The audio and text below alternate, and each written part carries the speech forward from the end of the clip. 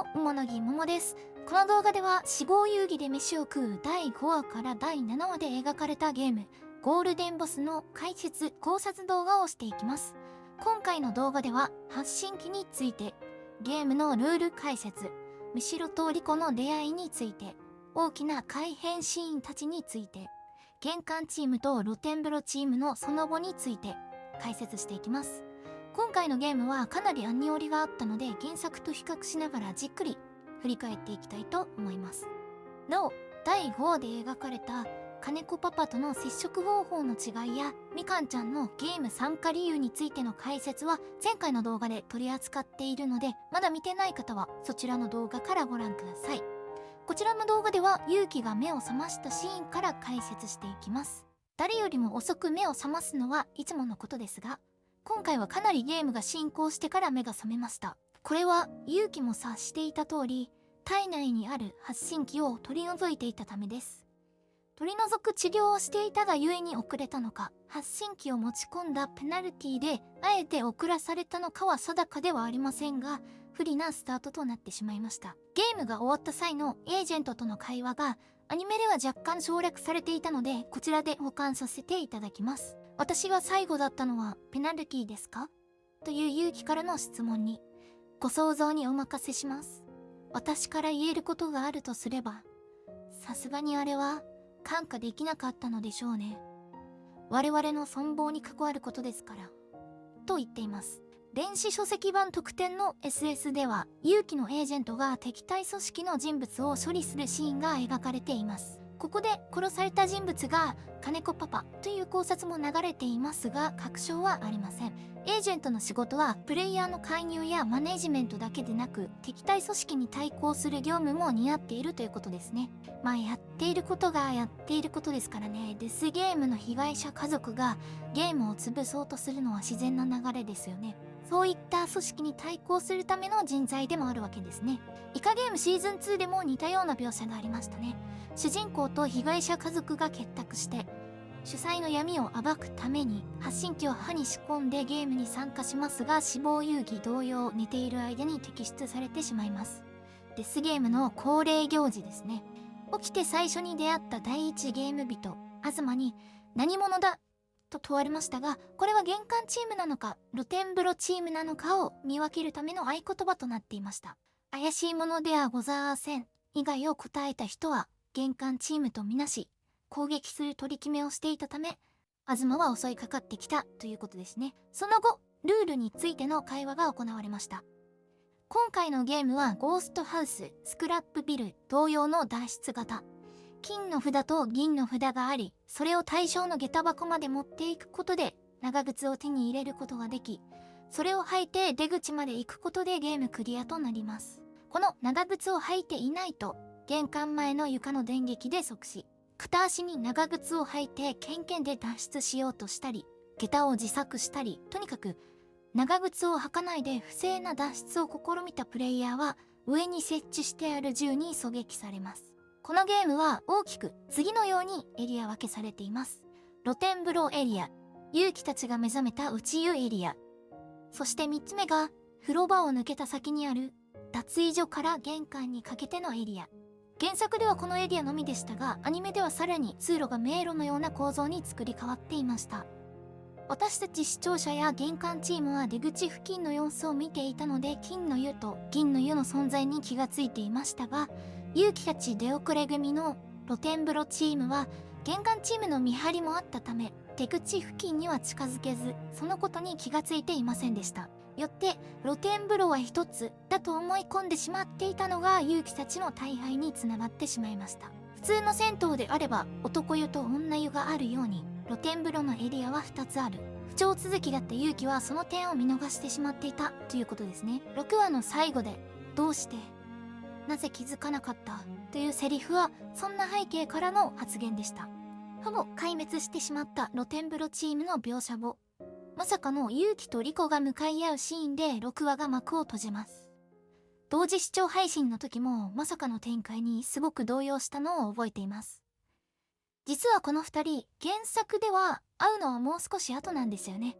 勇気がミシロを倒した後、そのことを察して激高したリコとの戦闘が始まっていたので、一体どのような展開になってしまうんだと思っていたのですが、勇気をミシロのもとへ連れて行くだけでしたね。ミシロの人生の新たな支柱となっていた人物ですからね。直接手を下したいですよね。ここでミシロとリコが出会ったきっかけのゲーム、ホロービレッジについて解説させていただきます。ミシロの30回目のゲーム、リコにとっての最初のゲームだったホロービレッジ。村に降りてくる獣を退治する生存型のゲームでした。スクラップビル以降、犬がトラウマになってしまい、野良犬にすら萎縮するようになってしまったミシロにとってはまさに地獄のようなゲーム。3日目まではほとんど使い物になりませんでした。そんな時に獅子を食いちぎられた少女、リコとの出会いがミシロを覚醒させました。自分と重なることもあって助けたかったんだと思います。そこからミシロはリコを弟子に取りました。ミシロ同様、獣に食べられた腕などはゲーム終了後も戻ってくることはありません。スクラップビル終了後にミシロが訪れていた職人のもとを訪ね、リコの獅子は義手義足として復活を遂げました。6話でリコが人を殴るシーンは鈍い音が鳴っていましたが、あの音の背景にはこういった事情が隠されていたんですよね。あんな小さい子がどうやってあの人数を倒していくんだろうと思っていた視聴者さんも多かったのではないでしょうか。機械のようなパンチなので一撃食らっただけで致命傷になってしまいます。原作では勇気の腕がもっとひん曲がったりしていたくらいですからね。続いては今回かなり多かった改変の数々について原作と比較してお話しさせていただきます。まずは6話冒頭の東と勇気の会話シーン。原作では東からゲームの詳細や状況を説明してもらう構成でしたが、アニメではシャワールームの数からプレイヤーの人数を把握するなど、ゲームの内容について勇気から先手を打つ形で会話が行われていました。ここで個人的にかなり大きく変えてきたなと思った描写が、東にどうしてこの業界にいるんだと聞かれた際の勇気の返答です。失態続きだった勇気は原作では今の低たらくでは99回クリアするなどと口にするのは恐れ多いという心情があり、他に道がなかったからと回答していました。しかしアニメでは99回クリアするためとはっきり答えていました。ここの変化はかなり大きいですよね。どうしてこのような変化を加えたのか、アニメを最後まで見たらその意図を汲み取ることができるのでしょうか。私は現状では分かりませんでした。ここの会話のシーンでも竹の葉っぱで作った犬のカットが入っていましたが、原作では竹の葉をみんなで折るシーンなどはなかったためオリジナルの演出となっています。みんなで過ごす青春のひととき、デスゲームの緊張を紛らわせるための手遊び、いろいろな意図を感じ取れますが、一番は嵐の前の静けさを象徴させるための演出だったのではないかなと思いました。犬のカットを映すということは、勇気たちがデスゲームの運営に飼われている存在、従順っていることの比喩なのかなとも思いました。皆さんはこの竹の葉の織物についてどのように感じましたでしょうか。ぜひコメント欄で教えてください。続いて加えられていた改変が、体がすでにボロボロなミシロについてです。原作では咳込んだり戸渡しているシーンはなかったのですが、40回もあんなゲームを続けていたら、そりゃ内臓とかもボロボロになりますよね。17回目のゲームでは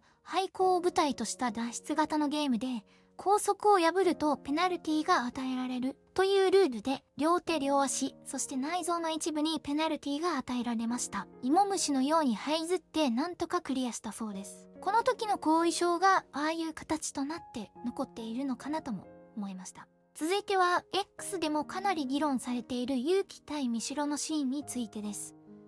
ミシロについてはものすごくいい演出や声優さんの演技もあって非常に素晴らしかったです。本来リコが勇気の3本の指を破壊していましたが、アニメではミシロが食いちぎっていましたよね。ああいう泥臭い戦い方でも何が何でも勝ってやるというミシロの執念が強く感じられて、とてもいい改変だったと思いますが、個人的にちょっと残念だったのは勇気の改変でした。原作ではミシロが今回で40回目のゲームということを知った瞬間に、勇気が抱えているゲームへの熱や悔しさにフォーカスが当たっていて、負けず嫌いの魂に火がつくことで、こんなところで死んでたまるかという展開になります。しかしアニメ版では死にたくないと純粋な生存への欲求にフォーカスされていました。正直ここまで情けない勇気は見たくありませんでしたが、見知ろ視点で考えた時に、自分がかつて神のように崇めていた存在がこんなにも落ちぶれているなんて許せないと、怒りのボルテージを上げるための改変でもあったのかなと思いました。ゴールデンバスで露天風呂を見落としたミスこそありましたが、玄関チームに追われていた日和田を救ったりもしていたため、情けないかと言われるとそこまで情けなくはないんですよね。勇気も一人の人間であることに過ぎないということのアピールだったのかもしれませんが、少々正確に変更を加えすぎかなと思いましたね。ここの改変箇所についてのコメントも書き込んでいただけると嬉しいです。またいつものように書き込む際は原作勢なのかアニメ勢なのかを表記していただけると助かります。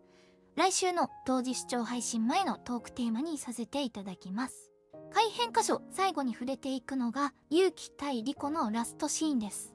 まずは映像をご覧ください。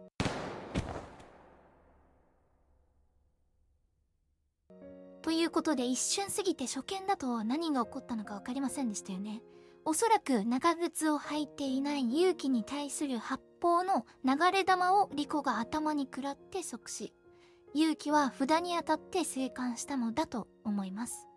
なぜ思いますなのかというと、実はこのシーン原作とは全く違うんですよね。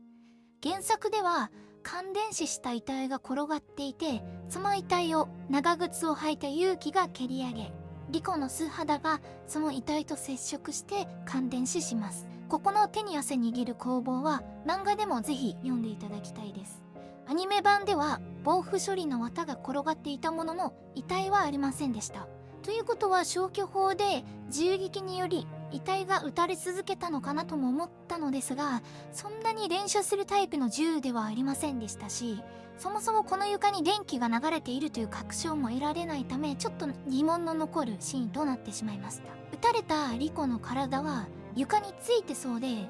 その体は勇気とつながっているので、電気が通っているのであれば間違いなく感電するはずなんですよね。スクラップビルディングでも知恵の死因がガスから化学薬品に変わっていたので、アニメでは何かしら変わっているのかもしれませんが、電気でもなく長靴を履かないといけない理由って何があるんですかね。こちらに関してもぜひ皆様の脳みそをお貸しください。コメントお待ちしてます。最後に玄関チームや露天風呂チームがその後どうなったのかについてです。原作では参加人数が100人中30名が亡くなっています。アニメでは参加人数が50名だったので15名ほどが亡くなったのかなと思います。ミシロが完璧な統率をしていたので、死者の大多数は勇気の所属していた露天風呂チームですね。原作では露天風呂チームの中でゲーム終盤も生き残っていたものの、脱出の方法がないことを悟り、露天風呂の林の中から摘んできた雑草を食べることにより1ヶ月粘ったものの衰弱死した少女がいることも記載されています。残酷な世界ですね。ということで以上、ゴールデンバスの解説考察動画でした。いかがでしたでしょうか。他にも挿入歌など細かなシーンについてまだ考察できていない部分があるので、考えがまとまり次第動画にしたいと考えています。もうしばらくお待ちください。この動画が面白かったよ、ためになったよという方はぜひチャンネル登録、高評価よろしくお願いいたします。それではまた次回の配信や動画でお会いしましょう。またね。